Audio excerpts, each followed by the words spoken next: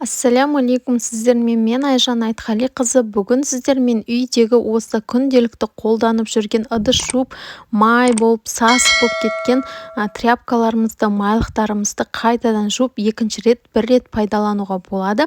Қайтып тастап жібермей, ыдысымызға су құямыз да сол ыдысқа осы майлықтарымызды толықтай батырып алатын боламыз. Одан кейін барып оттың астын қосасыздар, осы майлықтарды қайнатамыз. Енді қайнайға жақындап қалған кезде мынандай заттарды қосасыздар.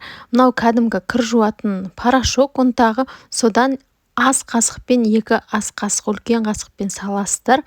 Одан кейін барып кәдімгі өздеріңіз үйде қолданып жүрген белизна бар ғой, кірге бір нәрсе қосасыздар ғой ағарту үшін. Осыдан 2 қасық қосатын боламыз. Міне 2 қасық жеткілікті бізге.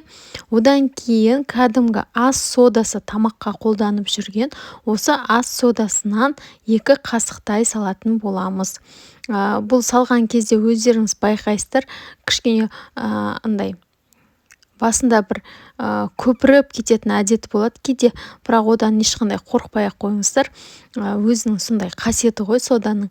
Енді осыған үйдегілеріңізде қандай сірке суы бар, яғни уксус, соны қосасыздар да араластырып, содан кейін қақпағын жауып 1-2 сағаттай қайнататын боламыз.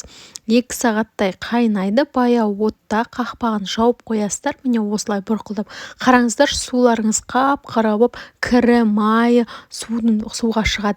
Одан кейін жақсылап кір сабымен жуып аласыздар.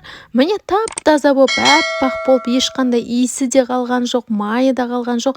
Тағы бір рет пайдалануға болады. Пайдаларыңызға асса сақтап алып, каналыма тіркеліп алыңыз.